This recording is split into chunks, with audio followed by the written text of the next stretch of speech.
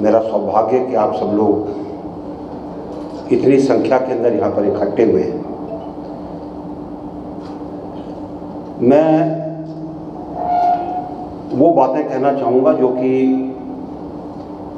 जो हम केंद्र से देखते हैं और किस प्रकार चीज़ें आगे बढ़ी हैं उनके बारे में बताना चाहता हूँ। सर्वप्रथम तो मैं अपने दो मंत्रालयों को लेता हूँ कि और उसका राजस्थान के ऊपर क्या फ़र्क पड़ा। सड़क परिवहन के मामले में अगर आप देखेंगे तो जो सड़कों का जाल बिछा है, आज जिस तरीके से सड़कों के द्वारा आपके यातायात की सुविधा हुई है, आपको समय कम लगता है, वो एक बड़ी भारी उपलब्धि है। 2014 तक तकरीबन 90,000 किलोमीटर सड़कें थीं, नेशनल हाईवेज़ की बात कर रहा हूँ, और अब तकरीबन 1,60,000 किलोमीटर की सड़कें हैं इन 10 वर्षों में। और आप खुद जो रोड से ट्रैवल करते हैं, आपने देखा होगा कि खासकर अब जबकि हमारा ये दौसा वाला सेक्शन दिल्ली मुंबई वाला जो बन गया है, तो आपको दिल्ली जाने में ज़्यादा समय नहीं लगता। और हमारी कोशिश है कि बाकी जो सड़कें हैं उनसे भी आपको सुविधा हो। बल्कि कई बार तो, क्योंकि मैं दूसरा मंत्रालय भी देखता हूं जो कि नागरिक उड्डयन मंत्रालय है, नागर विमानन मंत्रालय है, और वहाँ पर कई बार लोग मुझे कहते हैं जी कि आपने सड़कें ज़्यादा अच्छी बना दी हैं, हम लोग बाग हवाई जहाज़ से नहीं सड़क मार्ग से आएंगे, यहाँ पे हमारी आमदनी कम हो जाएगी। और जहाँ तक नागर विमानन का सवाल है, हमारे पास तकरीबन 74 हवाई अड्डे थे 2014 तक, आज 148 हैं और बन रहे हैं, जो कि जिनके ऊपर काम चालू है। और हमारी कोशिश है कि आने वाले समय में ये संख्या 200 तक जल्दी पहुँचे।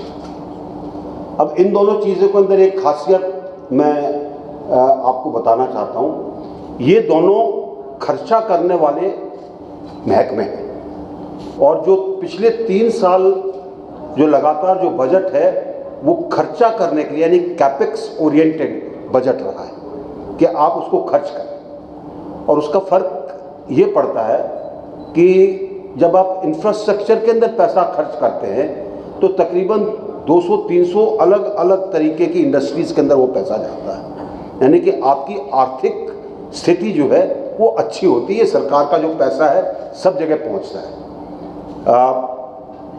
छोटा उदाहरण आपको देता हूं, जब आप घर बनाते हैं तो आपको घर में बनाने के लिए कई चीज़ें चाहिए। आपको ईंट चाहिए, आपको सीमेंट चाहिए, आपको रेत चाहिए, आपको लकड़ी चाहिए, आपको कुंडी लगाने के लिए चाहिए, अलग अलग इंडस्ट्री, इन सब के अंदर वो आपका पैसा जाता है। उसी तरीके से सरकार की तरफ से पिछले 3 साल से और अभी भी जो अंतरिम बजट था वो कैपेक्स ओरिएंटेड है, और आपको शायद उसकी संख्या भी मालूम होगी।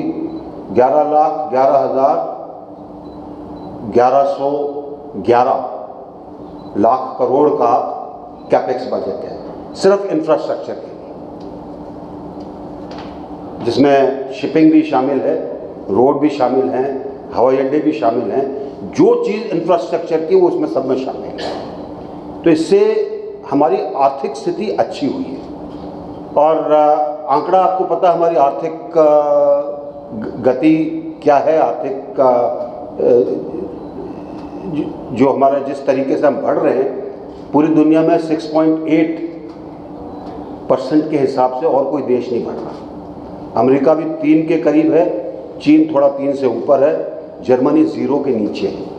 इसलिए सब पूरे विश्व की निगाहें भारत की तरफ हैं, और ये तभी संभव हुआ है कि एक मजबूत सरकार है केंद्र के अंदर, एक अच्छा नेतृत्व है केंद्र के अंदर, और एक ऐसा प्रधानमंत्री है जो सब चीज़ों के ऊपर ध्यान देता है और उसके अंदर व्यक्तिगत तौर से पूरा का पूरा समय देता है ताकि देश एक अच्छे रास्ते के ऊपर चल पड़े। चाहे आप माइनिंग सेक्टर ले लीजिए, जितना कोल का उत्पादन इन पिछले 5 वर्षों में हुआ उतना पहले नहीं हुआ। पहले हम सिर्फ स्कैम की बात सुनते थे, और अब चीज़ें नियंत्रित कर दी गई हैं जिससे कि चीज़ें ठीक चलती हैं। हम अपने रेलवे को ले लें, मुझे नहीं पता आप में से कितने लोग वंदे भारत से गए।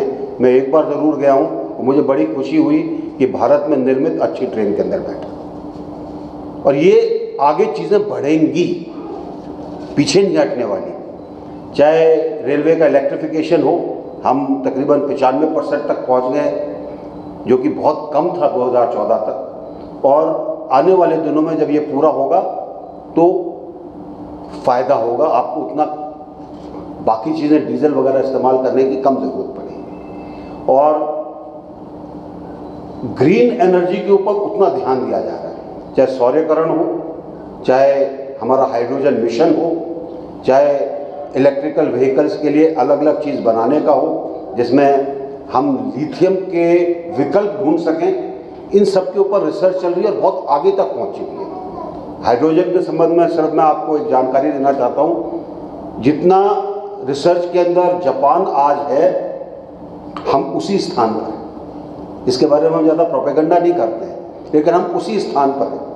और हमारे यहाँ हाइड्रोजन बनाना सस्ता पड़ता है क्योंकि हमारे यहाँ हम उसको सौर ऊर्जा से बनाने की कोशिश करते हैं। तो एक बहुत बड़ी उपलब्धि है, इसका आने वाले दिनों में हमें फ़ायदा होने वाला है। अगर हम डिजिटल चीज़ों को लेते हैं, आज जितने लोग मोबाइल इस्तेमाल करते हैं शायद इतने पहले कभी नहीं इस्तेमाल करते थे। मोबाइल का निर्यात मान हो रहा है और आज एक्सपोर्ट के रूप में एक आपका एक्सचेंज अर्नर बन गया है मोबाइल, जो अच्छे मोबाइल जा रहे हैं। बल्कि अगर आप एप्पल का हिसाब लेते हैं तो सबसे ज़्यादा निर्यात एप्पल का भारत से होता है। डिजिटल में दो चीज़ें और हैं, जितना सस्ता और जितना ज़्यादा डिजिटल डेटा भारत में है उतना कहीं नहीं है दुनिया में। अमेरिका और चीन को अगर हम मिला लें, दोनों से ज़्यादा डेटा का इस्तेमाल भारत में होता है। इसीलिए आज आप गांव में जाएंगे तो लोग वक्त फेसबुक पर सोशल मीडिया चलाते हैं अपना, कोई आपको ऐसा नहीं मिलेगा जो कि डेटा इस्तेमाल ना करता हो। और अगर हम डिजिटल ट्रांजैक्शन की बात करते हैं, दुनिया का 60% डिजिटल ट्रांजैक्शन भारत में होता है। 60%। आपने देखा होगा, आप जाते हैं कई बार किसी खोमचे वाले के पास जाते हैं, वो भी कोड लगा के रखता है, आप अपनी फ़ोटो खींचते हो, पेमेंट कर देते हैं। तो ये देश जिस दिशा में चल रहा है वो देखने की ज़रूरत है। कई बार आंकड़े आते हैं फॉरेन डायरेक्ट इन्वेस्टमेंट का। फॉरेन डायरेक्ट इन्वेस्टमेंट क्या है? आपने अपना पैसा किसी और को दिया ताकि आपको फ़ायदा हो सके। आपको फ़ायदा कैसे होगा? क्योंकि उस देश में अगर वो पैसा लगेगा और वो देश उन्नति कर रहा है, प्रगति कर रहा है, तो आपको अच्छा ब्याज मिलेगा। मुझे नहीं पता कि आप में से कितने ने इस आंकड़ों को देखा है। 2014 से आज तक हर साल हमने एफडीआई के अंदर अपना ही रिकॉर्ड तोड़ा है। अपना रिकॉर्ड तोड़ा है हमने एफडीआई के अंदर। और ये एफडीआई 162 देशों से हमारे यहाँ आती है। छोटी मोटा आंकड़ा नहीं है।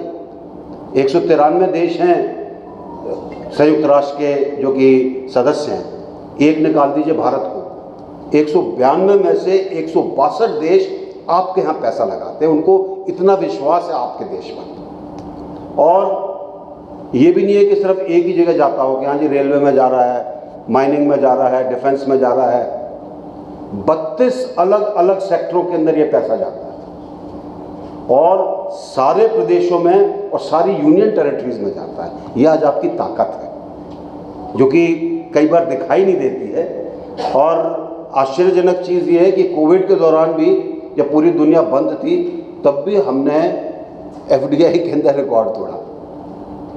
ये एक बहुत बड़ी चीज़ है क्योंकि ये जो हमने पूरे विश्व के अंदर एक अपने ऊपर लोगों का विश्वास जो जीता है उसका फर्क है। एक चीज़ और जो कि मैं कहना चाहूँगा प्रदेश के अंदर भी जिसका बहुत फर्क पड़ा है वो है महिला सशक्तिकरण। चाहे टॉयलेट हो, चाहे गैस हो, चाहे बिजली हो, चाहे उनको प्रोत्साहन करने का काम हो, चाहे लखपति दीदी की बात हो। पहले अपने किशनगढ़ के पास एक संस्था थी जो कि अभी भी है, वो सशक्तिकरण का कार्य करती थी महिलाओं के लिए, अब पूरे देश में चल रहा है और ये बहुत बड़ी चीज़ है। इसीलिए जो नारी शक्ति वंदन अधिनियम जो आया, आने वाले दिनों में हमारी 50% आबादी को उसका फ़ायदा मिलेगा और हम देखेंगे कि जिस तरीके से सशक्तिकरण होना चाहिए वो सशक्तिकरण होगा। और जितनी भी योजनाएं हैं वो सिर्फ एक दो चीज़ों पर सीमित नहीं है। जब से बच्चा पैदा होता है उसके पढ़ने से लेके, उसके किशोरावस्था से लेकर और आगे तक महिलाओं के लिए अलग अलग योजनाएं हैं ताकि उनका सशक्तिकरण हो सके। राजस्थान प्रदेश के अंदर पहले महिलाएं सिर्फ घूंघट में ही देखी जाती थी, पहले अलग उनको कोई नहीं पूछता था। आज चीज़ें बदल रही हैं और मेरा मानना है कि इससे पूरा देश सशक्त होगा। और एक और चीज़ जो मैं आपको कहना चाहूँगा कि जहाँ तक हमारा युवा वर्ग है, हमारे युवा वर्ग के लिए बहुत कार्य हुआ है, स्कीम्स बहुत हैं। कई बार हमको पता नहीं होता तो हमको पता नहीं चलता कि क्या हो रहा है। और सबसे बड़ी चीज़ जो कि उनको अवसर देने वाली बात है वो है स्टार्टअप का एक इकोसिस्टम बनाना। जब स्टार्टअप शुरू हुआ था 2015 के अंदर, हमारे पास सिर्फ 415 स्टार्टअप थे, मात्र 415। आज क्या स्थिति है? अगर हम विश्व के अंदर यूनिकॉर्न्स लें, यानी कि जो 1 करोड़ से ज़्यादा की क्षमता वाले हैं, उतना उनका बिजनेस है, हम पूरे विश्व में तीसरे नंबर पर हैं। अगर हम संख्या के हिसाब से लेके हमारे यहाँ कितने स्टार्टअप हैं, हम विश्व में दूसरे नंबर पर हैं। और अगर हम संख्या लेते हैं कि रोज़ कितने स्टार्टअप खुलते हैं, उसमें हम कहाँ पर हैं, हम पूरे विश्व नंबर 1 हैं। आज युवा को मौका मिल रहा है कि अपनी प्रतिभा को स्टार्टअप में लगाकर अपने दिमाग से अपनी कमाई कर सके। और ये एक बार जब सिस्टम बन जाता है तो देश पनपना शुरू होता है। और जब विकसित भारत की कल्पना की जाती है, इसीलिए की जाती है कि आने वाले दिनों में ये सब चीज़ें भारत को उस स्थान पर खड़ा करेंगी जहाँ पर वो विकसित राष्ट्रों की श्रेणी में गिना जाएगा। बहुत चीज़ें आपको बताने के लिए, लेकिन मैं सोचता हूँ कि जिस तरह से टाइम है, आप सवाल जो पूछेंगे उनके जवाब के अंदर कुछ चीज़ें आ जाएंगी। और कोशिश करूँगा कि आपके जो प्रश्न हो, कुछ ऐसे हैं शायद जिनमें मैं पूरी तरह से उत्तर ना दूँ, उसके लिए क्षमा करिएगा। बहुत बहुत धन्यवाद।